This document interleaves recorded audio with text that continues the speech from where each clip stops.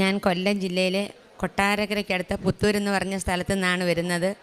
ആദ്യമായി ഞാൻ പറയുന്നതിന് മുൻപ് എൻ്റെ കൃപാസന മാതാവിനും എൻ്റെ ഈശോനാഥനും കൊടാനുകോടി നന്ദി പറയുകയാണ്. ഇത് എൻ്റെ കൊച്ചുമകനാണ്. ഇതെൻ്റെ രണ്ടാമത്തെ സാക്ഷ്യമാണ്. ആദ്യമായി ഞാൻ ഈ കൃപാസനത്തിൽ വരുന്നത് 23/3/2023 ആ ഒരു ദിവസം എൻ്റെ ജീവിതത്തിലെ ഒരിക്കലും ഞാനും എൻ്റെ മക്കളും എൻ്റെ കുടുംബവും മറക്കാത്ത ഒരു ദിവസമായിരുന്നു. കാരണം ഞാൻ ഒരുപാട് സങ്കടത്തോടു കൂടി ഞാൻ ഇവിടെ വന്ന് എൻ്റെ ഒരേ ഒരു കാര്യം മാത്രം, എനിക്കൊന്നും അറിയത്തില്ല, അത് സങ്കടത്തോട് വന്ന് പറഞ്ഞ് അമ്മ ഞാൻ ഫസ്റ്റിൽ എഴുതുമ്പോൾ തന്നെ എൻ്റെ മകൾക്ക് ഒരു വഴിയായിരുന്നു, 70 വർഷം കൊണ്ട് കിട്ടാതിരുന്ന ഒരു വഴി, അത് സാക്ഷാത്കരിച്ച് എനിക്ക് കിട്ടി. അതിനുശേഷം എല്ലാ മാസങ്ങളിലും ഞാൻ വരും. പിന്നെ അതേപോലെ തന്നെ മറ്റാർക്കെങ്കിലും എന്തെങ്കിലും ഒരു കാര്യം എൻ്റെ സാക്ഷ്യം കേട്ടിട്ട് ഒരുപാട് പേര് എന്നെ വന്ന് കാണുകയും കാര്യങ്ങൾ ചോദിക്കുകയും എല്ലാം ചെയ്യും. അപ്പോഴെല്ലാം ഞാൻ അവർക്ക് വേണ്ടുന്ന കാര്യങ്ങളെല്ലാം കൊടുക്കും. അപ്പോൾ ആ പറഞ്ഞതിന് ശേഷം അവർക്ക് കിട്ടുന്ന കാര്യങ്ങൾ കിട്ടിയാൽ ഉടൻ തന്നെ അവരെ എന്നെ അറിയിക്കും. അപ്പോൾ ഞാൻ വീണ്ടും വരും. ഒരാഴ്ച തന്നെ 3 പ്രാവശ്യം വരെ വരാറുണ്ട്. അപ്പോൾ എനിക്ക് രണ്ടാമത് ഇപ്പം കിട്ടിയതെന്ന് പറയുന്നത്, എപ്പോഴും അമ്മയുടെ സാന്നിധ്യം എൻ്റെ വീട്ടിലുണ്ട്. ഞാൻ 5ാമതായി 6ാമതൊരു കോളം കിടക്കുമ്പം ഫസ്റ്റിലെ വരുമ്പോൾ എനിക്കറിയത്തില്ല എങ്കിൽ പോലും ഞാൻ അതിലെഴുതിയിരുന്നത്, എനിക്കെന്നും ജീവിതത്തിൽ അമ്മയുടെ സാക്ഷ്യം പറയാനും അത് എവിടെ ഏത് രാജ്യത്ത് എപ്പോഴും വേണമെങ്കിലും പറയാനുമുള്ള ഭാഗ്യം എനിക്കുണ്ടാകണേ എന്നായിരുന്നു. അത് ഞാൻ ഈ 25 മാസമായി ഇപ്പം 25 സാക്ഷ്യം ഞാൻ എഴുതിക്കൊണ്ട് വന്നിട്ടുണ്ട്. അതിലൊക്കെ ഒരുപാട് സാക്ഷ്യങ്ങൾ, അത് അസാധ്യമായ സാക്ഷ്യങ്ങളാണ് കിട്ടിയേക്കുന്നത്. അതിലല്ലാതെ തന്നെ എനിക്ക് ഒരുപാട് കാര്യങ്ങൾ എനിക്ക് സാധിച്ച് തമ്പുരാൻ തന്നിട്ടുണ്ട്. ഒന്ന്, എനിക്ക് കൈയുടെ പെരുപ്പായിരുന്നു. വർഷങ്ങൾ കൊണ്ട് എൻ്റെ ഈ കൈ കൊണ്ട് എനിക്കൊന്നും പിടിക്കാൻ പറ്റത്തില്ലായിരുന്നു, എനിക്ക് ഒന്നും ചെയ്യാൻ പറ്റത്തില്ല, ബസ് യാത്ര ചെയ്യാൻ പറ്റത്തില്ല. 25 വർഷം കൊണ്ട് ഞാനത് അനുഭവിച്ചുകൊണ്ടിരുന്നതായിരുന്നു. അത് എൻ്റെ അമ്മയുടെ അടുത്ത് വന്ന് ഞാൻ വരുന്ന സമയത്ത് എനിക്കിങ്ങനെ തൈലവും ഉപ്പും തേനും എല്ലാം കിട്ടി. ഞാനതെല്ലാം വാങ്ങിച്ചുകൊണ്ട് പോയി. അങ്ങനെ ഞാൻ അതെല്ലാം ഉപയോഗിക്കാൻ തുടങ്ങിയപ്പം എങ്ങനെയാണെന്ന് എനിക്കറിയത്തില്ല, 1 മാസം കഴിഞ്ഞിടം മുതൽ എനിക്കത് പൂർണ്ണമായി മാറി. അങ്ങനെ എൻ്റെ വീട്ടിലെ എല്ലാ കാര്യങ്ങളും എനിക്ക് ചെയ്യാൻ എൻ്റെ കൈകൊണ്ട് സാധ്യമായി. അതിനോടൊപ്പം തന്നെ എനിക്ക് വേറൊരു അസുഖം ഉണ്ടായിരുന്നു. എനിക്ക് ഒരു 12 വർഷം കൊണ്ട് ഞാൻ, അതായത് എൻ്റെ ഈ പൊന്നുമോനെ പ്രസവിച്ച അവൻ്റെ അമ്മ പ്രസവിച്ച സമയം മുതൽ, എൻ്റെ മൂത്ത മകളുടെ കുഞ്ഞാണിത്, ആ സമയത്ത് ടെൻഷൻ ഉണ്ടായിട്ടാണോ എന്താണെന്ന് എനിക്കറിയത്തില്ല, എനിക്കൊരു അർസസ് പോലെ ഒരു അസുഖം ഉണ്ടായി. അപ്പം ഞാൻ എന്നും നമുക്ക് ബാത്റൂമിൽ പോകുമ്പോൾ അപ്പിയുടെ കൂടെ ബ്ലഡ് പോകും. അപ്പം ഞാനിത് ആരോടും പറയാറില്ല. അങ്ങനെ ഇരുന്നിരുന്നിരുന്ന് നാളുകൾ കഴിഞ്ഞപ്പം ഞാൻ കൊച്ചുങ്ങളോടൊക്കെ പറയാൻ തുടങ്ങി. അപ്പോൾ അവരെന്നോട് പറയും, അമ്മ ഡോക്ടറെ കാണണം, ഇങ്ങനെ ഇരുന്നാൽ പറ്റത്തില്ല എന്നൊക്കെ പറയും. അങ്ങനെ എനിക്കത് അങ്ങനെ ഒരു തോന്നിയില്ല, അങ്ങനെ ഒരു വിഷമമായിട്ട് എനിക്ക് തോന്നിയില്ല. അങ്ങനെ ഞാൻ 2 വർഷമായി ഇവിടെ വന്നതിന് ശേഷം എന്തോ എനിക്കറിയത്തില്ല, ഒരിക്കൽ പോലും പിന്നെ ഞാനത് കണ്ടിട്ടില്ല. അതായത് ഞാനാണെങ്കിൽ മത്സ്യമാംസാദികളൊന്നും കഴിക്കത്തില്ലായിരുന്നു ഇതുണ്ടായതിന് ശേഷം. എരിയുള്ള ആഹാരങ്ങളൊന്നും കഴിക്കത്തില്ല. അങ്ങനെ വളരെ ലൈറ്റായിട്ടുള്ള ആഹാരമായിരുന്നു കഴിച്ചുകൊണ്ടിരുന്നത്. അപ്പം ഞാൻ ഹാപ്പിയാണ്. എനിക്ക് ഒരു അസുഖങ്ങളും ഇല്ല. എല്ലാ ദിവസങ്ങളും ഞാൻ നേർച്ച വസ്തുക്കൾ ഉപയോഗിക്കും. കാരണം എല്ലാ ദിവസവും രാവിലെ, ഇപ്പോഴാണ് നമുക്ക് ഡെയിലി ബ്രെഡ് കിട്ടിയത്, അതിന് മുമ്പ് തന്നെ ഞാൻ എല്ലാ ദിവസവും 4 മണിക്ക് എഴുന്നേൽക്കുന്ന ഒരു വ്യക്തിയായിരുന്നു. അതുകൊണ്ട് എനിക്ക് എൻ്റെ കൃപാസന ബുക്ക് കിട്ടിയപ്പം എനിക്കൊന്നും ഒരു പാടായിട്ട് തോന്നിയില്ല. കാരണം ദാനം, കൃപ, ദയ, സ്നേഹം ഇതെല്ലാം എന്നിലും എൻ്റെ മക്കളിലും കടന്നുകൂടിയിട്ടുള്ളതായിരുന്നു. അതുകൊണ്ട് എനിക്കിത് വായിച്ചപ്പോൾ എനിക്കിതൊന്നും ഒരു അപാരമായിട്ട് തോന്നിയില്ല. അയ്യോ, സന്തോഷമായല്ലോ എന്നുള്ളതായിരുന്നു എൻ്റെ മനസ്സിനകത്തുണ്ടായിരുന്നത്. അങ്ങനെ ഞാൻ ആ നേർച്ച വസ്തുക്കൾ കിട്ടിയതിന് ശേഷം എല്ലാ ദിവസവും കാലത്തെ പ്രാർത്ഥിക്കും. ആ പ്രാർത്ഥിക്കുന്ന സമയത്ത് കുരിശ് വരയ്ക്കും, തൈലമെടുത്ത് കുരിശ് വരയ്ക്കും. ആ ഉപ്പ് എൻ്റെ നാക്കിൽ എല്ലാ ദിവസവും കാലത്തും വൈകിട്ടും കഴിക്കും. അതിനോടൊപ്പം തന്നെ കിടക്കുമ്പം ഇന്ന് വൈകുന്നേരം വരെ എനിക്ക് തന്ന എല്ലാ അനുഗ്രഹങ്ങൾക്കും എൻ്റെ മക്കൾക്കും എൻ്റെ കൊച്ചുമക്കൾക്കും അതേപോലെ തന്നെ ഞാൻ സ്നേഹിക്കുന്ന കുറേ വ്യക്തികളെ ഞാൻ ഇവിടേക്ക് വിട്ടിട്ടുണ്ട്. ഒരുപാട് പേരെ, അതായത് തിരുവനന്തപുരം മുതൽ അങ്ങ് കോട്ടയം വരെയുള്ള വ്യക്തികൾ എനിക്കുണ്ട്, കൃപാസനത്തിലേക്ക് വന്നവർ. അപ്പോൾ അവരെയൊക്കെ എല്ലാം ഞാൻ പത്രം കൊടുക്കുമ്പം ഞാൻ അതിനകത്തൊരു ഞുളുക്ക് പണി ചെയ്യും. കാരണം ഞാനും എൻ്റെ മോനും കൂടാണ് പത്രം കൊണ്ടുവന്നത്. അപ്പോൾ അതിൽ എൻ്റെ ഒരു നമ്പർ എഴുതിയിട്ടേക്കും. ഞാൻ വിചാരിക്കും അവരെന്നെ ആവശ്യത്തിന് എന്തെങ്കിലും വിളിച്ചാൽ എനിക്ക് ആ കാര്യങ്ങൾ പറഞ്ഞു കൊടുക്കാമല്ലോ എന്ന്. അങ്ങനെ ഞങ്ങൾ ഒരൊറ്റ ദിവസം തന്നെ പത്രം കൊടുക്കുന്നത് 200 പത്രങ്ങളൊക്കെ ഞങ്ങൾ വേണ്ടുന്നവർക്ക് ആവശ്യപ്പെടുന്ന രീതിയിൽ. അതേപോലെ തന്നെ ഭക്ഷണം കഴിക്കത്തില്ല അന്ന് രാവിലെ. ഇന്ന് ചൊവ്വാഴ്ചയാണ്, ഉപവാസമുള്ള ദിവസമാണ്. എൻ്റെ മോനും ഒന്നും കഴിക്കത്തില്ല. അപ്പോഴ് പത്രം എല്ലാം കൊടുത്തു കഴിയുമ്പോൾ ഞാൻ പറയും, മക്കളെ ഇപ്പം മണി 3 ഇനി നമ്മൾ കുടിക്കുന്ന വെള്ളം എന്തെങ്കിലും കുടിക്കാം. വേണ്ട അമ്മൂമ്മേ, വീട്ടിൽ ചെന്നിട്ട് കഴിച്ചാൽ മതി. അപ്പോൾ അവനെ ഞാൻ കുഞ്ഞിലെ 2 വർഷം കൊണ്ട് കൊണ്ടുവരുന്നത് എന്താണെന്ന് ചോദിച്ചാൽ, അയാൾക്ക് ഭയങ്കര കുരുത്തക്കേടുണ്ടായിരുന്നു. അപ്പോൾ ഈശ്വരവിശ്വാസത്തിലൂടെ എൻ്റെ മോൻ വളരണം. ഇന്നത്തെ സാഹചര്യം നമ്മൾ കുഞ്ഞുങ്ങളെ ഞങ്ങൾ പത്രം കൊടുക്കുമ്പം തന്നെ ഇയാളുടെ തോളത്താണ് ബാഗിൽ, സ്കൂൾ ബാഗിലാണ് ഇട്ടുകൊണ്ട് പോകുന്നത്. അപ്പം ഇവ ആലപ്പുഴയാണ്. തിരിച്ച് എൻ്റെ സ്ഥലത്ത് വിളിക്കും ഞാൻ. ശനിയാഴ്ച ഞായറാഴ്ച ഉള്ള ദിവസം അമ്മ ഞാൻ ഇവിടെ വരുന്നു, വീട്ടിൽ വരാനുള്ള ടൈം കിട്ടത്തില്ല. ബസ്സിൽ വന്ന് അവിടെ ഇറങ്ങും, അപ്പോൾ തന്നെ എൻ്റെ കുഞ്ഞിനെ കൊണ്ട് പോകും. അവിടെ നിന്ന് ഞങ്ങൾ അവിടെ ചെന്ന് പത്രങ്ങളെല്ലാം കൊടുത്ത് പിറ്റേ ദിവസമായിരിക്കും എൻ്റെ കുഞ്ഞിനെ ഞങ്ങൾ തിരിച്ചു കൊണ്ടുവരുന്നത്. അങ്ങനെ ഞങ്ങൾ പത്രം കൊടുക്കാൻ ചെല്ലുമ്പം ആൾക്കാരൊക്കെ ചോദിക്കും, ഈ മോനും പത്രം കൊടുക്കാൻ വന്നോ എന്ന് ചോദിക്കും. നിനക്ക് എന്തറിയാവടാ? എനിക്ക് കൃപാസനത്തിൽ എല്ലാം അറിയാമെന്ന് പറയും. അതുപോലെ തന്നെ വെക്കേഷൻ എല്ലാ വെക്കേഷനും എൻ്റെ മക്കൾ എൻ്റെ കൂടെ വരും. അപ്പോൾ ഇവിടെ വന്നതിന് ശേഷം ഇയാൾക്ക് ഒരു ചെറുനാളത്തെ ഒരു സ്കൂൾ ബാഗുണ്ട്. അതിൽ മെഴുകുതിരി, അയാൾ കത്തിക്കുന്നത്, പ്രാർത്ഥിക്കുന്നത്, ഇവിടെ ഞാനൊരു ബുക്ക് വാങ്ങിച്ചു കൊടുത്തിട്ടുണ്ട്. അത് എല്ലാം അതിനകത്തുള്ള നമ്മുടെ പ്രത്യക്ഷീകരണ പ്രാർത്ഥനയും വിശ്വാസ പ്രമാണവും എല്ലാം കാണാതെ അറിയാം. അതെല്ലാം പ്രാർത്ഥിക്കും. അതെൻ്റെ 4 കൊച്ചുമക്കളുണ്ട്. 4 മക്കൾക്കും അറിയാം. വേറൊരു മോനുണ്ട്, അവൻ എന്തെങ്കിലും ക്വസ്റ്റ്യൻ പേപ്പർ കിട്ടിയാൽ അറിഞ്ഞുകൂടാങ്കിൽ പറയും ആബേൽ മറിയ ആബേൽ മറിയ ആബേൽ മറിയ എന്ന് പറഞ്ഞാണ് അയാളത് നേടിയെടുക്കുന്നതെന്ന് പറയാറുണ്ട്. അതുപോലെ കുരുത്തക്കേട് വരുമ്പോൾ അവൻ്റെ അമ്മ ഒരു ബുക്ക് കൊടുത്തിട്ട് പറയും, മോൻ കൃപാസനത്തിൽ എഴുതാൻ പറയും. അപ്പോൾ അയാൾ എഴുതി വെക്കുന്നതാണ് അമ്മയെ അനുഗ്രഹിക്കണം, അമ്മ അനുഗ്രഹിക്കണം, അമ്മ അനുഗ്രഹിക്കണം. അങ്ങനെ എൻ്റെ കുടുംബം മുഴുവനും ഈ കൃപാസനത്തിലെ, അതായത് ഞാൻ ഇന്ന് ഈ ഭൂമിയിൽ ഇല്ലാതെ വന്നാലും വരും. ഈ ഭൂമിയിൽ നമ്മൾ ആരും ജീവിച്ചിരിക്കത്തില്ലല്ലോ. ആ സമയത്ത് പോലും ഞാൻ എൻ്റെ അമ്മയെ ഏൽപ്പിച്ചിട്ടുണ്ട്, എൻ്റെ നാഥനെയും ഞാൻ ഏൽപ്പിച്ചിട്ടുണ്ട്. കാരണം നാളെ അവരെ പൊന്നുപോലെ നോക്കിക്കോളും. അതുപോലെ എൻ്റെ മോന് ഇവിടെ വന്നപ്പോൾ എന്നോട് പറഞ്ഞു, അമ്മമ്മ എനിക്ക് ഒരു കാര്യം എഴുതിയിടണം. ഞാൻ പറഞ്ഞു, ഇന്ന് നമ്മൾ ഉടമ്പടി എടുക്കുന്ന ദിവസമല്ലല്ലോ മോനെ. അപ്പോൾ ഞാൻ അങ്ങനെ പറഞ്ഞിട്ട് ഉടമ്പടി എടുക്കുന്ന ദിവസമാട്ടെ മക്കളുടെ കാര്യം ഞാൻ എഴുതാം. എന്തുവാന്ന് ചോദിച്ചു. കാര്യം അവൻ എന്നോട് പറഞ്ഞു. അത് ഞാനിപ്പോൾ പറയുന്നില്ല. എങ്കിലും അന്ന് രാത്രിയിൽ ഞാൻ സ്വപ്നം കണ്ട് എൻ്റെ അമ്മ എന്നെ സ്വപ്നം കാണിക്കുകയാണ്, നീ അത് എഴുതിയിടാഞ്ഞ എന്ത്. പെട്ടെന്ന് ഞാൻ എണീറ്റങ്ങ് കരഞ്ഞിട്ട് ഞാൻ പറഞ്ഞു, ഞാൻ എഴുതിയിടാം. പിറ്റേ പ്രാവശ്യം വന്നപ്പോൾ ഞാൻ എഴുതി ഈ എത്താരയിൽ ഇതിനകത്ത് കൊണ്ടുവന്ന് ഞാൻ ഇട്ടിട്ടുണ്ട്. അതാണ് അവൻ്റെ ആഗ്രഹവും. അതമ്മ സാധിച്ചു കൊടുക്കുമെന്ന് എനിക്കറിയാം. അങ്ങനെ ഞാൻ 2 മക്കളെയും കൊണ്ട് ഇതിൻ്റെ അനിയനുണ്ട്, ആ കുഞ്ഞിനെയും 2 പേരെയും കൊണ്ടാണ് ഞാൻ വരുന്നത്. വരുമ്പോഴെനിക്ക് ടൈം കിട്ടത്തില്ല. കൊട്ടാരക്കരയിൽ നിന്ന് ഞാൻ ഇവരുടെ വീട്ടിൽ വന്ന് കൊണ്ടുവരാൻ പറ്റത്തില്ല. അവൻ്റെ അമ്മ ഒരു ഓട്ടോയിൽ എന്നെ സ്റ്റാൻഡിൽ കൊണ്ട് ഇവരെ 2 പേരെയും കൊണ്ടുവിടും. ഈ അനിയൻ ഇന്ന് വന്നില്ല, കാരണം അവൻ്റെ അമ്മയ്ക്ക് ഇന്നൊരു കൂട്ടിന് അവിടെ ആരുമില്ല. അതുകൊണ്ടാണ് വരാഞ്ഞത്. ഇവിടെ വരും, ആഴ്ചയിൽ ഞങ്ങൾ 2-3 പ്രാവശ്യം വരും. വരുമ്പോഴെല്ലാം എന്നോട് പറയും, എനിക്ക് എന്തെങ്കിലും ഒരു സഹായം ഇവിടെ ചെയ്യണം അമ്മയെന്ന് പറയും. അപ്പം ഞങ്ങൾ പത്രം കൊടുക്കുന്നിടത്ത് കൊണ്ടുവന്ന് 2 കൊച്ചുങ്ങളും കൂടെ ചെന്ന് ചോദിച്ചിട്ട് പത്രം കൊടുക്കട്ടോ എന്ന് പാക്ക് ചെയ്യട്ടോ എന്ന് ചോദിക്കും. അപ്പോൾ 1-2 ദിവസം അവരെ സഹായിച്ച്. ഇപ്പോൾ പറയും ക്യാമറ ഉണ്ടായതുകൊണ്ട് പറ്റത്തില്ല. അപ്പോൾ അവർ ചോദിക്കും, നീ എന്നും ഇവിടെ തന്നെയാണോ താമസിക്കുന്നത് എന്ന് ചോദിക്കും. കാരണം നമുക്ക് ആർക്കെങ്കിലും എനിക്കൊരു അത്ഭുതം സംഭവിച്ചു കൊടുക്കുമ്പം ഞങ്ങൾ ആ ആഴ്ച തന്നെ ഞാൻ പറയും, ഇല്ല ഞാൻ ഞാൻ പോയി തിരക്കിയിട്ട് ഞാൻ അമ്മയെ അടുത്തുനിന്ന് കണ്ട് എനിക്ക് അവർക്ക് കിട്ടുന്നതിനെക്കാട്ടി മുമ്പേ അമ്മയോട് ഞാൻ ചെന്ന് രഹസ്യമായിട്ട് അത് ഞാൻ പറഞ്ഞിട്ട് വരട്ടെ, അവർ പിന്നെ അത് പരസ്യമാക്കിക്കോളുമല്ലോ എന്ന് പറയും. പിന്നെ എൻ്റെ വീട്ടിൽ എൻ്റെ ഭർത്താവിന് നല്ല സുഖമില്ല എന്ന് വെച്ചാൽ ആരോഗ്യപരമായിട്ട് അദ്ദേഹത്തെ കണ്ടാൽ ഒരു കുഴപ്പമില്ല. ഡിസ്കിന് അകൽച്ചയായിരുന്നു. അദ്ദേഹത്തിന് കുന്താലി എടുക്കാനോ മമ്മട്ടി എടുക്കാനോ അറിയത്തുമില്ല. അങ്ങനെയൊന്നുമുള്ള ജോലി ചെയ്യാൻ പാടുമായിരുന്നു. അത് പോയിട്ട് ഞാൻ ഈ കൃപാസനത്തിൽ വന്നതിന് ശേഷം നടുവേദനയാണെന്ന് പറഞ്ഞ അപ്പോഴത്തന്നെ ഞാൻ നമ്മുടെ ഈ തൈലം നടുവിന് തൊട്ട് ഞാൻ കുരിശ് വരയ്ക്കും. അങ്ങനെ പരിപൂർണമായിട്ടും അദ്ദേഹത്തിൻ്റെ നടുവേദന മാറി. പിന്നെ കുറച്ച് നാൾ മുമ്പ് എന്നോട് പറഞ്ഞപ്പോൾ 2 മാസമേ ആയുള്ളൂ, എൻ്റെ ഈ കൈ പൊങ്ങുന്നില്ലല്ലോ. ഞാൻ പറഞ്ഞു, എന്താ എന്നോട് പറയാഞ്ഞത്, ഒന്ന് പൊക്കിയേ. അപ്പോൾ ഇങ്ങനെ കാണിച്ച്. അപ്പം ഞാൻ പെട്ടെന്ന് ഇതെടുത്തുകൊണ്ടിരുന്ന് വിശ്വാസ പ്രമാണം ചൊല്ലിക്കൊണ്ട്, അതെപ്പോഴും ചൊല്ലുന്നതാണ്, വിശ്വാസ പ്രമാണം ചൊല്ലിക്കൊണ്ട് ഞാൻ ഇത് പുരട്ടി. അപ്പോൾ ഇന്നലെ ഞാൻ ഇവിടിഞ്ഞോട്ട് വരുവാണ്. അപ്പം ഞാൻ ചോദിച്ചു, ചേട്ടാ കൈയൊന്ന് പൊക്കി, വേദന വല്ലതും ഉണ്ടോ? ഒന്നുമില്ല. അദ്ദേഹം അറിഞ്ഞില്ല അദ്ദേഹത്തിൻ്റെ കയ്യിൽ നിന്ന് അസുഖം പോയ കാര്യം. അപ്പോൾ എന്നിട്ട് ഒരു 6 മാസത്തിന് മുമ്പ് എന്നോട് പറഞ്ഞ്, എനിക്ക് ഭയങ്കര മണമെന്ന് പറഞ്ഞു. ഞാൻ പറഞ്ഞു, അപ്പം ഈ മക്കളുണ്ട് അവിടെ. അപ്പം ഞാൻ ചോദിച്ചു, ക്രിസ്മസ് അവധിയാണ്. ഞാൻ ചോദിച്ചു, മോന് മണമുണ്ടോ? ഇല്ല, എനിക്കുമില്ല. അദ്ദേഹത്തിന് സഹിക്കാൻ വയ്യാത്ത മുല്ലപ്പൂ മണം. പക്ഷേ മുല്ലപ്പൂവിൻ്റെ മണം അദ്ദേഹത്തിനൊരു അലർജി ആയിരുന്നു. ഞാൻ പിച്ചിപ്പൂവോ മുല്ലപ്പൂ വെച്ചാൽ പറയും തുമ്മും.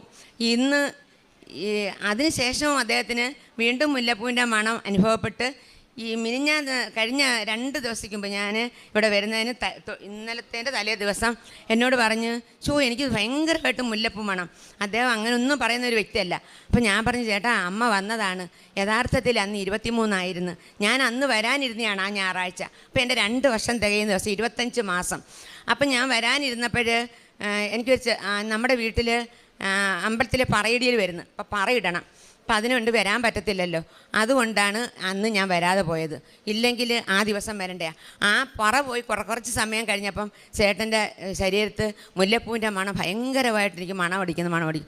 ഞാൻ പറഞ്ഞു, ഇല്ല നാളെ ഞാൻ പൊയ്ക്കോളാം. അപ്പം ഞാൻ മോളോട് പറഞ്ഞു, അമ്മേ നാളെ വരും, അപ്പോൾ ഇയാൾക്ക് പരീക്ഷയാണ്. അപ്പോൾ ഞാൻ പറഞ്ഞ്, പരീക്ഷ തീരട്ടെ മോളെ, ഞാനും മോനും കൂടെ വന്നോളാം. അങ്ങനെയാണ് ഞങ്ങൾ ഇന്ന് വരുന്നത്. പിന്നെ അതുപോലെ തന്നെ ഞാൻ ഓരോ ദിവസവും എണ്ണും. ഇത്ര ദിവസമായി അമ്മേ, ഇത്ര മാസമായി അമ്മേ. അങ്ങനെ 10ാമത്തെ മാസം ഡിസംബർ മാസം 22 ഞാൻ എന്ന് സന്ധ്യയ്ക്ക് പ്രാർത്ഥിക്കും. പ്രാർത്ഥിച്ചുകൊണ്ടിരുന്നപ്പം ഞാൻ അമ്മയോട് പറഞ്ഞ്, കഴിഞ്ഞ മാസം 9 മാസം, ഈ മാസം 10 മാസം. 10 മാസം ആകുമ്പം എന്താണെന്ന് അമ്മയ്ക്ക് അറിയാമല്ലോ. അമ്മയിൽ നിന്ന് തന്നെ പ്രസവിക്കുന്ന ദിവസം ആരും ചോദിക്കുന്ന ഒരു ചോദ്യമല്ല. പക്ഷെ എനിക്ക് അങ്ങനെ അങ്ങ് തോന്നി. എന്തോ എൻ്റെ ഹൃദയത്തിൻ്റെ ഒരു സന്തോഷമാണ്. ആ സന്തോഷം എന്ന് പറഞ്ഞാൽ 2 വർഷം കൊണ്ടുള്ള സന്തോഷം ഒരു ആളോട് നമുക്ക് പറഞ്ഞറിയിക്കാൻ പറ്റത്തില്ല. ഒന്നെന്ന് പറഞ്ഞാൽ എങ്ങനെ ഹോസ്പിറ്റലുകളിലെങ്ങും പോകുന്നില്ല, ആരും എൻ്റെ മക്കളോ കൊച്ചുമക്കളോ ആരും പോകുന്നില്ല. അപ്പം ഞാനിങ്ങനെ പ്രാർത്ഥിച്ചിട്ട് ഞാൻ അമ്മയോട് ഇങ്ങനെ പറഞ്ഞു, ഞാനൊരു തമാശയായിട്ട് പറഞ്ഞതാണെങ്കിൽ പോലും അമ്മയോട് ഞാൻ ഇങ്ങനെയാണ് പറഞ്ഞത്, അമ്മ ഇന്ന് 10 മാസമാണ്, ഇന്ന് അമ്മ എന്നെ പ്രസവിക്കുന്ന ദിവസമാണ് എന്ന് പറഞ്ഞ് പ്രാർത്ഥിച്ചുകൊണ്ടിരുന്നപ്പോൾ എനിക്ക് പെട്ടെന്ന് ഉറക്കം വരിക. അപ്പോൾ ആ മുറി പ്രാർത്ഥിച്ചുകൊണ്ടിരിക്കുന്ന മുറിയിൽ തന്നെ ഒരു കട്ടിലുണ്ട്. ഞാൻ അങ്ങോട്ട് കയറി അവിടെ കിടന്നു. എനിക്ക് നല്ല ഉറക്കം വന്നു. അപ്പം ഞാനങ്ങ് ഉറങ്ങി. അങ്ങനെ ഉറങ്ങിക്കൊണ്ടിരിക്കുമ്പോൾ എനിക്ക് ഭയങ്കരമായിട്ടൊരു സ്വപ്നം. എൻ്റെ അടുത്തൊരു കുഞ്ഞിനെ കൊണ്ടുവന്ന് കിടത്തുക. അപ്പം ഞാൻ മായ്ച്ചി ഇട്ടേക്കുക. അപ്പം എൻ്റെ കഴുത്തിലിങ്ങനെ നല്ല മാംസമായ ഭാഗം എന്നെ അങ്ങ് തട്ടി എൻ്റെ 4 കൊച്ചുമക്കളെയും ഞാൻ വിളിച്ചു. 4 പേരെയും പേര് വിളിച്ചു. അർജുനാണോ? അല്ലല്ലോ. അനവധ്യയാണോ? അല്ലല്ലോ. പിന്നെ ഇത് ആരാ? ഇത് പിന്നെ മാധവാണോ? ഇനി ആര് കുഞ്ഞ്? ഈ 4 കുഞ്ഞുങ്ങളെയും ഞാൻ വിളിച്ചു. അഭിനന്ദാണോ? അല്ല. 4 പേരെയും വിളിച്ചു കഴിയുമ്പോൾ ഞാൻ ചോദിക്കുക, എൻ്റെ അടുത്ത് പിന്നെ കുഞ്ഞാണ്. പെട്ടെന്ന് തന്നെ അമ്മ എൻ്റെ അടുത്തോട്ട് വന്ന് ഈ കുഞ്ഞിനെ ഇങ്ങനെ ചാരി എൻ്റെ ചെള്ളലോട്ട് ഇങ്ങനെ പിടിപ്പിക്കുക. അപ്പം ഞാൻ പറയും, ഞാൻ കണ്ണു തുറക്കത്തില്ല, എനിക്ക് അമ്മയെ കണ്ടുകൊണ്ടിരിക്കണം എന്ന് പറയുകയും ഞാനങ്ങ് കണ്ണു തുറന്ന്. അപ്പോഴെനിക്ക് ആലപ്പുഴ കടൽ തീരം ഞാൻ കണ്ടിട്ടുണ്ട്. ഇവരുടെ വീട് ആലപ്പുഴ ആയതുകൊണ്ട് ഞാൻ അവിടെ ബീച്ചിലൊക്കെ പോയിട്ടുണ്ട്, ഇവരുടെ കൂടെ പോയിട്ടുണ്ട്. അപ്പോഴും ഞാൻ കാണുന്നത് എന്താണ്? അമ്മ ഇങ്ങനെ ഇല്ലേ മാലാഖ പോകുന്നത് പോലെ മേലങ്കി ഇങ്ങനെ പറത്തി മണലും പുറകെ പറന്നു പോകുന്നത് പോലെ പറന്ന്, അത് ഒരിക്കലും എൻ്റെ ഹൃദയത്തിൽ നിന്ന് പോകത്തില്ല. ആ ഓരോ ചലനങ്ങളും. അങ്ങനെ ഞാൻ അമ്മയെ ഞാൻ കുഞ്ഞാണെന്ന് പറഞ്ഞ് എൻ്റെ കുഞ്ഞിനെ അടുത്തുകൊണ്ട് കിടത്തി തന്നിട്ട് പോയി. അങ്ങനെ ഞാൻ ഭയങ്കരമായിട്ട് 2 സ്വപ്നം എൻ്റെ മോന് വേണ്ടിയിട്ടും അങ്ങനെ ഒരു സ്വപ്നവും ഞാൻ കണ്ട്. പിന്നെ ഒരുപാട് അനുഗ്രഹങ്ങളാണ്. പിന്നെ എൻ്റെ മകളുടെ വീട്ടിൽ ഒരു കുഴൽക്കിണർ താക്കണമായിരുന്നു. അപ്പോൾ മണലാണ് അവിടെ, ആലപ്പുഴയാണല്ലോ. അപ്പോൾ അവർക്ക് പൈപ്പ് വെള്ളമുണ്ട്. മോളുടെ വേറൊരു വീട്ടിലേക്കാണ്. അപ്പം ആ വീട് വാടകയ്ക്ക് താമസിക്കുന്നവർക്ക് കിണറിലെ വെള്ളം വേണം. അപ്പോൾ ഇവർ പറഞ്ഞു, വേണ്ട, ഇപ്പം ഇനിയിപ്പോൾ ആരും ഇല്ല, അതുകൊണ്ട് സാധിക്കുന്നില്ല, പറ്റത്തില്ല എന്ന് പറഞ്ഞപ്പോൾ ഒരു കിണർ താക്കാമെന്ന് വിചാരിച്ച് അങ്ങനെ ചെന്ന് കിണർ താത്ത് ആവശ്യത്തിനുള്ള പൈപ്പ് അവർ പറഞ്ഞ് ഇത്ര വേണമെന്ന് പറഞ്ഞ് കൊണ്ടുവന്നിട്ട് പൈപ്പ് താത്തിട്ടൊന്നും വെള്ളം കാണുന്നില്ല. ഒരു ദിവസം താത്ത്, 2 ദിവസം താത്ത്, 3ാമത്തെ ദിവസമായപ്പം അവളെന്നെ വിളിച്ച് പറഞ്ഞു, അമ്മേ ഈ പൈപ്പ് ഇത്രയും താത്തിട്ടും വെള്ളം കാണുന്നില്ല, ഇനിയിപ്പോൾ എന്താ ചെയ്യാൻ പറ്റും? ചേട്ടന് ഭയങ്കരമായിട്ട് ദേഷ്യം വരും, ചെയ്യത്തില്ലെന്ന് പറഞ്ഞൊരു കാര്യമാണ്, ഇനി ഞാൻ എന്താ ചെയ്യേണ്ടത്? ഞാൻ പറഞ്ഞു, മോളെ ഇന്ന് 3 മണി വരെ അവർ ചെയ്യത്തുള്ളൂ. ഞാൻ പറഞ്ഞു, മക്കളെ 3 മണി വരെ സമയമുണ്ടല്ലോ, അമ്മ എൻ്റെ കിണറ്റിൽ ഈ ഉപ്പിട്ട് ഞാൻ പ്രാർത്ഥിക്കാം. ഒരുപാട് പേർക്ക് അങ്ങനെയുള്ള അനുഭവങ്ങൾ കിട്ടുന്നുണ്ടെന്ന് പറയുന്നുണ്ട്, അതുകൊണ്ട് അമ്മ ഇങ്ങനെ പ്രാർത്ഥിക്കാമെന്ന് പറഞ്ഞു. അപ്പോഴങ്ങനെ ഞാൻ എൻ്റെ വീട്ടിൽ നിന്നുകൊണ്ട് വിശ്വാസ പ്രമാണം ചൊല്ലി എൻ്റെ അമ്മേ എന്നും പറഞ്ഞ് നടന്ന് വിളിച്ച് അതിലിട്ട് 3 മണിയായപ്പം വെള്ളം കണ്ടപ്പോൾ ഞാൻ പറഞ്ഞ്, അതൊരു ചൊവ്വാഴ്ച ദിവസമായിരുന്നു. അപ്പം ഞാൻ പറഞ്ഞു, കണ്ടോ കൃപാസനത്തിലെ അമ്മ ഇന്നത്തെ ദിവസം നമുക്ക് പ്രാധാന്യമുള്ള ഒരു ദിവസമാണ്, അങ്ങനെ കിട്ടിയതാ മക്കളെ. ഇത് ലൗപരിയായിട്ട് അവർ പറയുക, അടുത്ത സ്ഥലത്തെങ്ങും ഇത്രയും ശുദ്ധമായ തെളിഞ്ഞ വെള്ളം കിട്ടിയിട്ടില്ല, അവിടെ ഇച്ചിരി കലക്കലുള്ള വെള്ളമാണ്. അങ്ങനെ നല്ല ശുദ്ധമായ വെള്ളം എൻ്റെ മോൾക്ക് ആ ഉപ്പിട്ട് കിട്ടിയതിലൂടെ ഞാൻ കിട്ടി. അതുപോലെ തന്നെ അവിടെ അടുത്തൊരു സ്ഥലം മേടിക്കണമായിരുന്നു. അപ്പോൾ അവൾ എന്നോട് പറഞ്ഞു, അമ്മേ എൻ്റെ വീടിനടുത്ത് കിടക്കുന്ന ഈ സ്ഥലം ഞങ്ങൾക്ക് മേടിക്കണം, ഒരു കൊച്ചു വീടും ഉണ്ട്, അതിന് ഇത്ര ലക്ഷം രൂപയ്ക്ക് പണ്ട് എൻ്റെ കല്യാണ സമയത്ത് തരാമെന്ന് പറഞ്ഞതാണ്. അമ്മേ, സാധിക്കാത്ത കാര്യങ്ങളല്ലേ മാതാവ് സാധിച്ചു തരുന്നത്? ഇതൊരു അസാധ്യമായ കാര്യമാണ്, ഇത് സാധിച്ചു തരുമോ അമ്മേ? ഞാൻ തീർച്ചയായിട്ടും മക്കളെ സാധിച്ചു തരും. അപ്പം ഞാനെന്നാ പ്രാർത്ഥിക്കാം. മോള് പ്രാർത്ഥിയര്. അവളാണെങ്കിൽ എല്ലാം എഴുതി വെച്ച് പ്രാർത്ഥിക്കുന്ന കൂട്ടത്തില്ല. അപ്പം ഞാൻ പറഞ്ഞ് കൃപാസന അമ്മ സാധിച്ചു തരും. അപ്പോൾ അവൾ എനിക്കൊരു തുക വന്നിട്ട് പറഞ്ഞ് ഈ തുകയ്ക്ക് കിട്ടണം, അതിൽ 1 രൂപ പോലും അധികം കൊടുത്ത് എനിക്ക് വാങ്ങിക്കാൻ പറ്റത്തില്ല എന്ന് പറഞ്ഞ്. ശരി, അപ്പോൾ അത് 25 ലക്ഷം രൂപയാണ്, എഴുത്ത് സഹിതം 25 ലക്ഷം രൂപയ്ക്ക് കിട്ടണം. അതുപോലെ തന്നെ അമ്മ അത് 25 ലക്ഷം രൂപയ്ക്ക് എൻ്റെ മോക്ക് ആ സ്ഥലം കൊടുത്ത്. അങ്ങനെ അവിടെ മുറ്റത്ത് തന്നെയാണ് ആ സ്ഥലം കിട്ടിയേക്കുന്നത്. ഭയങ്കര സന്തോഷമായി. ഒരിക്കലും സാധിക്കാത്ത ഒരു കാര്യമായിരുന്നു. പിന്നെ അതുപോലെ തന്നെ എൻ്റെ മകൻ്റെ ഒരു പ്രമാണം കാണാതെ പോയി. അതൊരു ലോൺ വെക്കണമായിരുന്നു. അങ്ങനെ ഇത് എവിടെ കൊണ്ടുവച്ച് എല്ലായിടും നോക്കി കാണുന്നില്ല. അവസാനം ഒരു രക്ഷയില്ല. ഈ മഞ്ജുവിനോട് ചോദിക്കും, അവിടെ ഭർത്താവിനോട് മോളോട് ചോദിക്കും, മോളെ എടേ അയാൾ ഇവിടെ കൊണ്ടുവച്ചതാ, ഞാനങ്ങ് കൊണ്ടുവച്ചിട്ടില്ല, ഇത് എവിടെങ്കിലും കൊണ്ടുവച്ചതായിരിക്കും എന്ന് പറഞ്ഞു. അങ്ങനെ പറഞ്ഞ് അവസാനം പത്രത്തിൽ കൊടുക്കാം, പൈസ ചിലവായാലും വേണ്ടുമില്ല, പ്രമാണമില്ലാതെ നമുക്കൊന്നും നടക്കത്തില്ലല്ലോ. അങ്ങനെ അത് പത്രത്തിൽ കൊടുക്കാം എന്ന് തീരുമാനിച്ച് എല്ലാം ഇരിക്കുന്ന സമയത്ത് ഞാൻ പറഞ്ഞു, നമുക്ക് കൃപാസനത്തിലൊന്ന് പ്രാർത്ഥിച്ചാലോ മോളെ? ശരി അമ്മ, എന്നാൽ പ്രാർത്ഥിച്ചോ എന്ന് പറഞ്ഞു. അങ്ങനെ ഞാൻ കൃപാസനത്തിൽ പ്രാർത്ഥിച്ച് ഞാൻ അതിനായിട്ടായിട്ട് ഇവിടെ വന്ന് ഞാൻ പ്രാർത്ഥിച്ചിട്ട് ഞാൻ തിരിച്ചവിടെ ചെന്ന് കഴിഞ്ഞപ്പോൾ എൻ്റെ മോള് പറയുകയാണ്, അമ്മേ പിന്നെ ഒരു സ്വപ്നം പോലെ തോന്നി, ഒരു വക്കീലിനെ വിളിച്ച് നമ്മുടെ വഴി പ്രശ്നത്തിനായിട്ട് ഒരു വക്കീലിൻ്റെ കയ്യിൽ നമ്മൾ ഈ പ്രമാണമൊക്കെ കൊണ്ട് കൊടുത്തിട്ടുണ്ടായിരുന്നു, ഇങ്ങോട്ട് വരുന്ന വഴി ഇങ്ങനെ അങ്ങനെ എന്നൊക്കെ, അപ്പോൾ നമുക്ക് വഴി കിട്ടാൻ വേണ്ടിയുള്ളത്. അപ്പോൾ അങ്ങനെ എന്തായാലും പിന്നെ ആ വക്കീൽ വിളിച്ച് പറഞ്ഞ് ശരി, കാരണം ജോലി സ്ഥലത്ത് നിന്നുകൊണ്ടാണ് വിളിക്കുന്നത്, പ്രമാണം ഇവിടെ ഇരിപ്പുണ്ടെന്ന് പറഞ്ഞ്. അങ്ങനെ 2.5 വർഷത്തിന് മുമ്പ് കൊണ്ടുവച്ച പ്രമാണം എൻ്റെ അമ്മ അങ്ങനെ കാണിച്ചു തന്ന്, അതിനകത്തൊരു ഭയങ്കരമായ എൻ്റെ അമ്മയും എൻ്റെ യേശുനാഥനും ഞങ്ങൾക്ക് തന്ന ഏറ്റവും വലിയ അനുഗ്രഹമാണ്.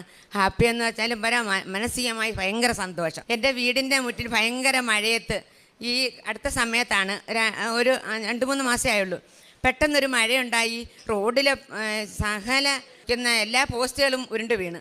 ആ സമയത്ത് രാത്രിയിൽ ഒരു തേക്ക് ഞങ്ങളുടെ മുറ്റത്ത് അങ്ങേയറ്റം നിന്ന് തേക്കാം, ആ തേക്കുണ്ട് പിഴുത് വന്ന് നമ്മുടെ പുരയുടെ മണ്ടയിലങ്ങ് വീണതുമല്ല, ഞാനും എൻ്റെ ഹസ്ബൻഡ് മാത്രമേ ഉള്ളൂ. അപ്പം ഞാൻ പറയുകയാണ്, കല്ല് വാരി എറിയുന്ന ഒരു സൗണ്ട് ഇതേ ഞാൻ കേട്ടുള്ളൂ. പക്ഷേ പെട്ടെന്ന് ഞാൻ പറയും, ചേട്ടൻ ഒന്ന് എണീറ്റേ, എന്തോ എല്ലാവരും കല്ല് വാരി എറിഞ്ഞാണോ? ചെന്ന് നോക്കിയപ്പോൾ എന്താ, തേക്ക് പിഴുതു വന്ന് നമ്മുടെ പുരയുടെ മണ്ടയിൽ വന്ന് ഞങ്ങൾക്ക് ഓടിട്ട ഒരു കൊച്ചു വീടാണ്. അതിൻ്റെ മുകളിൽ ഒരൊറ്റ ഓടി തങ്ങി. ആൾക്കാരെല്ലാം നേരം വെളുത്തപ്പോൾ ഓടി വരുക, പ്രസാദിൻ്റെ വീട്ടിൽ തേക്ക് വീണ് എന്തോ വലിയ അപകടം. ഇങ്ങേറ്റം പഞ്ചായത്ത് മെമ്പറും വിളിച്ചുകൊണ്ട് വരുന്ന വില്ലേജ് ഓഫീസറെ വരെ അവിടെ കൊണ്ടുവന്നപ്പോഴെന്താ എല്ലാവരും നിന്ന് അതിശയിക്കുവാണ്. ഒരു കുഴപ്പവും ഇല്ലാതെ ആ തേക്കെ തന്നെ കയറി നിന്നും കൊണ്ട് ഏണി വെച്ച് അതേ കയറി നിന്ന് ആ മുകളിലത്തെ ഒരൊറ്റ ഓട് പോലും എൻ്റെ അമ്മ പൊട്ടിച്ചില്ല. അതായത് നിൽക്കാൻ വേണ്ടി കമ്പിയാണ് പട്ടിയലിന് പാരയിട്ടേക്കുന്നത്. അവിടെ നിന്നും കൊണ്ട് 2 കമത്തോട് മാറ്റി എടുത്ത് അവിടെ നിന്നും കൊണ്ട് ആ തേക്കിനെ മൊത്തം മിഷൻ വാൾ വെച്ച് ആർത്ത് മാറ്റി പിന്നെ ആ തടി മാറ്റിയെടുത്ത്. അത് ഞാൻ ഫോട്ടോ എടുത്ത് എൻ്റെ മൊബൈലിനകത്ത് ഇട്ടിട്ടുണ്ട്. അതൊന്ന് ലോകത്ത് ആര് കണ്ടാലും നമുക്കൊരു അതിശയമായിട്ട് തോന്നും. അങ്ങനെ അമ്മയുടെ സായുജ്യം എപ്പോഴും ഉണ്ടാവാനുള്ള കാരണം എന്ന് പറഞ്ഞാൽ ഞാൻ ഫുൾ ടൈം ഈ 2 വർഷം കൊണ്ട് അച്ഛൻ്റെ ധ്യാനം ഒരു 10 പ്രാവശ്യമെങ്കിലും കേൾക്കാതെ ഞാൻ ഇരിക്കത്തില്ല. എപ്പോഴും എൻ്റെ ഭർത്താവിനോട് ആ ഫോൺ പൊട്ടി, ഇനി അടുത്ത ഫോൺ മേടിക്കണം. ഞാൻ പറയും തരും, കൃപാസന മാതാവ് ഞാൻ എന്ത് ചോദിച്ചാലും തരും, എനിക്ക് ഫോണും തരും എന്ന് പറയും. അങ്ങനെ ഞാൻ ഫുൾ ടൈം അദ്ദേഹത്തിൻ്റെ മാത്രമല്ല, നമുക്ക് അച്ഛനെയാണ് പറയേണ്ടത്. നമുക്ക് ഇങ്ങനെ ഒരു അൾത്താര, ഈ ഒരു അൾത്താരയിൽ അദ്ദേഹത്തിൻ്റെ 38 വർഷത്തെ അധ്വാനത്തിൻ്റെ കഷ്ടപ്പാടിൻ്റെ അമ്മയുടെ അനുഗ്രഹം കൊണ്ടാണ് ഇന്ന് നമ്മളെപ്പോലുള്ള സാധാരണക്കാർ ഒന്നും ഇല്ലാത്തവർ ഇവിടെ വന്ന് ഈ അനുഗ്രഹങ്ങളെല്ലാം കോരി വാരി നമുക്ക് തരാനുള്ള ഭാഗ്യം ഉണ്ടായത്. ഞാൻ എപ്പോഴും ചിന്തിക്കും, ദൈവമേ അദ്ദേഹത്തിന് ഒരാപത്തും ഉണ്ടാവാതെ എത്രയോ കാലങ്ങൾ ജീവിക്കണേ എന്നാണ് എൻ്റെ ആഗ്രഹം. എൻ്റെ അത്യാഗ്രഹമല്ല, എൻ്റെ ആഗ്രഹമാണ്. കാരണം നിരപരാധികളായ വ്യക്തികൾക്കാണ് ഈ കാര്യങ്ങളെല്ലാം നേടിക്കൊടുക്കാൻ പറ്റുന്നത്. ഇങ്ങനെ ഒരു അൾത്താരം നമുക്ക് കിട്ടിയത്. അങ്ങനെ ഞാൻ പ്രാർത്ഥിക്കും. പിന്നെ സാക്ഷ്യങ്ങൾ എപ്പോഴും സാക്ഷ്യം കേൾക്കും. എൻ്റെ എല്ലാ ജോലിയുടെ കൂടെയും തന്നെത്താൻ എൻ്റെ ഫോണിനറിയാം എനിക്ക് എന്തെങ്കിലും ചെയ്യണമെങ്കിൽ അത് തന്നെ ഒന്നിക്കും. അപ്പോഴും ഞാൻ അകത്തോട്ട് പോകും. അല്ലാതെ എല്ലാ ജോലിയും, എനിക്ക് 2 പശുവാണ് ഞങ്ങളുടെ നിത്യജീവിതം. അതിന് വേണ്ടിയിട്ട് എന്തോത്തിന് പോയാലും, ആ പശുവിന് കാടി കൊടുക്കാൻ പോയാലും, പോച്ച പറിക്കാൻ പോയാലും, എല്ലാ ജോലിക്ക് പോയാലും ആ ഫോൺ എപ്പോഴും ഞാൻ സാക്ഷ്യം കേട്ടോണ്ടിരിക്കും. എൻ്റെ കേൾക്കാത്ത സാക്ഷ്യങ്ങളൊന്നുമില്ല. ഇപ്പോൾ 2, 3, 5 തവണ കേട്ട സാക്ഷ്യങ്ങളാണ് എല്ലാം ഉള്ളത്.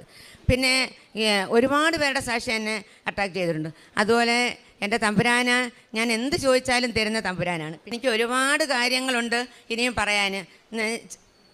എന്ന് വെച്ചാൽ പിന്നെ എന്നിൽ എൻ്റെ സ്ഥലത്തുള്ള ഒരുപാട് വ്യക്തികൾക്ക് കുട്ടികളില്ലാത്തവരുണ്ട്, കുഞ്ഞുങ്ങൾക്ക് തലയ്ക്ക് മുഴയുള്ളവരുണ്ട്. അവരെല്ലാം ഇവിടെ വന്ന് ഒരു മാസത്തിൽ ഒരു 2 പേരെങ്കിലും വന്ന് ഉടമ്പടി എടുക്കും എൻ്റെ വാക്കുകൾ കേട്ടിട്ട്. പിന്നെ അതുപോലെ തന്നെ പത്രം കൊടുക്കാൻ പോകുമ്പോൾ ഞങ്ങൾ ചുമ്മാതെ പത്രം കൊടുത്തിട്ട് പോരത്തില്ല. അവിടെ നിന്ന് ഞങ്ങൾക്കുണ്ടായ അനുഭവങ്ങളും പറഞ്ഞ് തമ്പുരാൻ എല്ലാ കാര്യങ്ങളും നിങ്ങൾക്ക് തരുമെന്ന് പറഞ്ഞു. അതുപോലെ തന്നെ ഞാൻ മറ്റൊന്നും പറയുമല്ല, ഞാൻ ഹിന്ദുക്കൾക്കാണ് കൊടുക്കുന്നത്. മറ്റുള്ളവർക്ക് യേശുവിനെ അറിയാം. അവർക്ക് നമ്മൾ കൊടുക്കുമ്പോൾ അവർ നമ്മളെ മൈൻഡ് ചെയ്യത്തില്ല. അതുപോലെ തന്നെ കൊച്ചു കുട്ടികൾ ബൈ ഹാൻഡായിട്ടിരിക്കുന്നവർ, അതായത് നമ്മൾ സുഖമില്ലാത്തവർ കിടക്കുന്നവരുടെ കൈ കൊടുത്തിട്ട് ഒരു കാര്യമില്ല. അപ്പോൾ അവരുടെ കൂടെ ഇരിക്കുന്ന വ്യക്തികൾക്കാണ് നമ്മൾ കൊടുക്കുന്നത്. അതുപോലെ ജെൻസായിട്ടുള്ളവരാണെങ്കിൽ അവർ വായിക്കും. പിന്നെ ഓട്ടോക്കാർ നമ്മളോട് ചോദിച്ച് വാങ്ങിക്കാറുണ്ട്. അങ്ങനെ ഞങ്ങൾ പത്രങ്ങൾ കൊടുക്കുന്നതിന് ഒരു ബുദ്ധിമുട്ടും ഞങ്ങൾക്ക് തോന്നിയില്ല. അത് എനിക്കറിയത്തില്ല എൻ്റെ മോൻ്റെ അനുഗ്രഹമാണോ എന്ന് എനിക്ക് അറിയത്തില്ല. ഒരാൾ പോലും ഞങ്ങൾ തിരിച്ച് പറയത്തില്ല വേണ്ടാന്ന്. അഥവാ പറയുന്നവരുണ്ടെങ്കിൽ എൻ്റെ മോൻ പറയും, അമ്മേ ആ ചേട്ടന് കൊടുക്കരുത്, ആ ചേട്ടൻ വായിക്കുന്ന ചേട്ടനല്ല എന്ന് പറയും. സത്യമായിട്ട് ഞാൻ പറയും, എന്നാൽ ഞാനൊന്ന് കൊടുത്ത് നോക്കട്ടെ. സത്യമായിട്ട് അവർ പറയും, ഇത് വേണ്ട ചേച്ചി അമ്മേ എന്ന് പറയും. അങ്ങനെ ഞങ്ങൾക്ക് എല്ലാ അനുഗ്രഹങ്ങളും ഇനി എനിക്ക് ഒരുപാട് അനുഗ്രഹങ്ങൾ എനിക്ക് കിട്ടുന്നത് പറയാനായിട്ട് എന്നും അമ്മയുടെ സാക്ഷിയായിട്ട് ഞാനിവിടെ വരാനും എൻ്റെ മക്കൾ ഒത്ത് എല്ലാവരും വരാനുള്ള ഭാഗ്യം ഉണ്ടാവണം. അതുപോലെ തന്നെ എൻ്റെ മക്കൾ, എൻ്റെ മോളൊഴിച്ച് ബാക്കി എല്ലാവരും ഇവിടെ വന്ന് ഉടമ്പടിയും എടുത്തിട്ടുണ്ട്. പിന്നെ ഒരുപാട് പേരെ കൊണ്ടുവന്നിട്ടുണ്ട്. എൻ്റെ കുഞ്ഞുങ്ങളെല്ലാവരും അമ്മയുടെയും ഈശോയുടെയും അനുഗ്രഹത്താൽ എന്നും വളരണേ എന്ന് ഞാൻ ആഗ്രഹിക്കുന്നു. ഇത്രയും പറഞ്ഞുകൊണ്ട് എൻ്റെ ഈ വലിയ ആൾത്താരയിൽ വന്ന് എൻ്റെ ഈ ചെറിയ വാക്കുകൾ എനിക്ക് പറയാൻ തന്ന ഭാഗ്യത്തിന് 100 കോടി പ്രണാമം എൻ്റെ കൃപാസന അമ്മയ്ക്കും എൻ്റെ ഈശോനാഥനും ഞാൻ അർപ്പിച്ചു.